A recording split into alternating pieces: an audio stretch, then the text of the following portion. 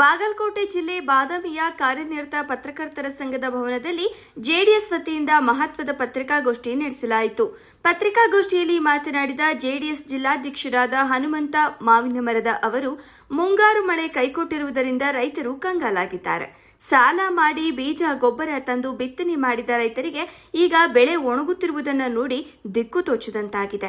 ಹೀಗಾಗಿ ರಾಜ್ಯ ಸರ್ಕಾರ ತಕ್ಷಣವೇ ಈ ಭಾಗವನ್ನ ಬರಪೀಡಿತ ಪ್ರದೇಶ ಎಂದು ಘೋಷಿಸಬೇಕು ಎಂದು ಆಗ್ರಹಿಸಿದರು. ವಾಡಿಕೆಯ ಪ್ರಕಾರ ಈ ವರ್ಷದ ನಾವು ಮುಂಗಾರಲ್ಲಿ ಮಳೆಯ ಪ್ರಮಾಣ ಸಾಕಷ್ಟು ಕಡಿಮೆಯಾಗಿದೆ. ಬಿತ್ತನೆ ಕೂಡ ಪ್ರತಿ ವರ್ಷದ ಹಾಗೆ ಆ ಬಿತ್ತನೆ ಕೂಡ ಕಡಿಮೆಯಾಗಿದ್ದು ನಿಮಗೆಲ್ಲ ಗೊತ್ತಿರಬಹುದು ಅಂತ ನಾನು ಹೇಳಿ ಕೂಡ ಬಯಸ್ತೇನೆ. ಇಲಾಖೆಯ ವರದಿ ಪ್ರಕಾರ ಪ್ರತಿಶತ 15-20% ಬಿತ್ತನೆ ಕೂಡ ಕಡಿಮೆಯಾಗಿದೆ ಮಳೆ ಕೊರತೆಯಿಂದ. ತದನಂತರ ಬಿತ್ತನೆಯಾದಂಥ ಏನು ಬೆಳೆಗಳು ಕೂಡ ವಾಡಿಕೆಯಂತೆ ಮುಖ್ಯವಾಗಿ ಬಿತ್ತನೆಯಾದ ಬೆಳೆಗೆ ಜೂನ್ನಲ್ಲಿ ಉತ್ತಮ ಮಳೆ ಬೇಕಾಗಿತ್ತು. ಆ ಮಳೆಯ ಕೊರತೆಯಿಂದ ಎಲ್ಲ ಬೆಳೆಗಳು ಈಗ ಹಾಳಾಗಿ ರೈತರು ಸಂಕಷ್ಟವನ್ನು ಎದುರಿಸ್ತಾ ಇದ್ದಾರೆ. ರೈತರ ಕಷ್ಟ ಆಲಿಸಲು ಜೆಡಿಎಸ್ ಯುವ ಘಟಕದ ರಾಜ್ಯಾಧ್ಯಕ್ಷ ನಿಖಿಲ್ ಕುಮಾರಸ್ವಾಮಿ ಅವರು ಜುಲೈ 14ರ ಮಂಗಳವಾರವೇ ಬಾದಾಮಿಗೆ ಆಗಮಿಸಿ ವಾಸ್ತವ್ಯ ಹೂಡಲಿದ್ದಾರೆ. ತದನಂತರ ಜುಲೈ 15ರ ಬುಧವಾರ ಬೆಳಗ್ಗೆ 11 ಗಂಟೆಗೆ ಬಾದಾಮಿ ತಾಲೂಕಿನ ಹಲಕುರ್ಕಿ ಹಾಗೂ ಹಂಸನೂರ ಗ್ರಾಮಗಳಿಗೆ ಜಮೀನುಗಳಿಗೆ ಖುದ್ದಾಗಿ ಭೇಟಿ ನೀಡಲಿದ್ದಾರೆ. ಒಣಗುತ್ತಿರುವ ಬೆಳೆಗಳನ್ನು ವೀಕ್ಷಿಸಿ ಸಂಕಷ್ಟದಲ್ಲಿರುವ ರೈತರೊಂದಿಗೆ ನೇರವಾಗಿ ಚರ್ಚೆ ನಡೆಸಲಿದ್ದಾರೆ. ಈ ಸಂದರ್ಭದಲ್ಲಿ ತಾಲೂಕು ಜೆಡಿಎಸ್ ಅಧ್ಯಕ್ಷರಾದ ಹುಚ್ಚಪ್ಪ ಹದ್ದನ್ನವರ, ನಗರ ಘಟಕದ ಅಧ್ಯಕ್ಷರಾದ ಪ್ರಕಾಶ ಕೋಟಿ, ಪ್ರಮುಖರಾದ ಚಂದ್ರು ಸೂಡಿ, ರವಿ ಹಳ್ಳಿ ಹಾಗೂ ಚಂದ್ರಕಾಂತ ಸೇರಿದಂತೆ ಹಲವು ಜೆಡಿಎಸ್ ಕಾರ್ಯಕರ್ತರು ಉಪಸ್ಥಿತರಿದ್ದರು. ವರದಿ ಕಮಲೇಶ್ ಹಡಪದ. ಮಳೆ ಪ್ರತಿಶತ ಜೂನ್ ತಿಂಗಳಲ್ಲಿ 62% ಕಡಿಮೆ ಆಗಿದೆ. ಜೂನ್ ತಿಂಗಳಲ್ಲಿ ಹೀಗಾಗಿ ಆ ಎಲ್ಲ ರೈತರ ಹೊಲಗಳಿಗೆ 4 ಗ್ರಾಮಗಳನ್ನು ಆಯ್ಕೆ ಮಾಡಿಕೊಂಡು ರೈತರ ಹೊಲಗಳಿಗೆ ಭೇಟಿ ಕೊಟ್ಟು ಎಲ್ಲ ಸಮೀಕ್ಷೆಯನ್ನು ಆ ಬೆಳೆಯ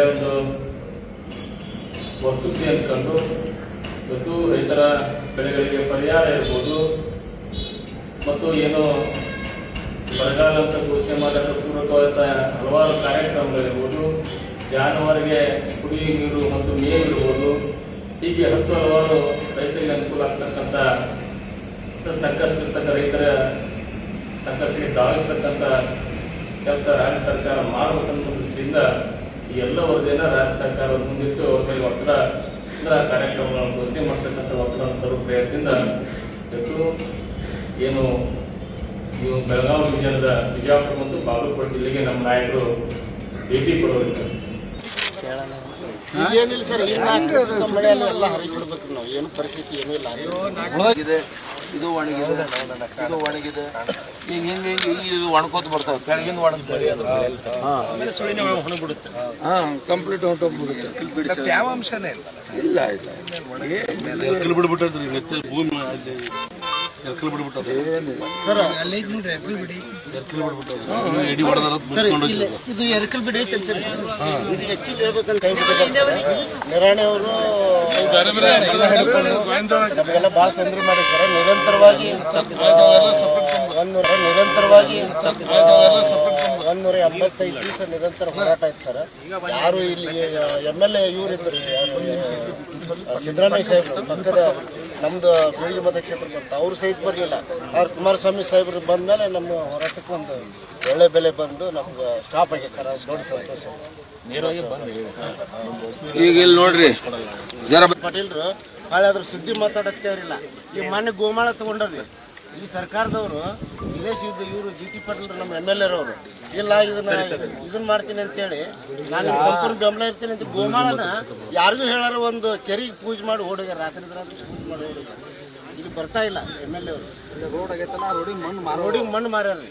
ಈಗ ಕಾಂಗ್ರೆಸ್ ಅವರೆಲ್ಲರೂ ಆಯ್ತು 5 ಗ್ಯಾರಂಟಿ ಕೊಡ್ಲಿದ್ದೀವಿ, ಆರಾಮ್ ಸರಿ ಬಸ್ಸಿನ ತಿರುಗ್ರಿ, ಮನೆ ಕೂಡ್ರಿ ಎಲ್ಲ ತರೋ 2,000 ರೂಪಾಯಿ. ರೈತರ ಗ್ಯಾರಂಟಿ ಯಾವ್ದದ ಏನ್ರಿ? ಯಾವಕ್ಕೂ ಇದು ಮತ್ತೆ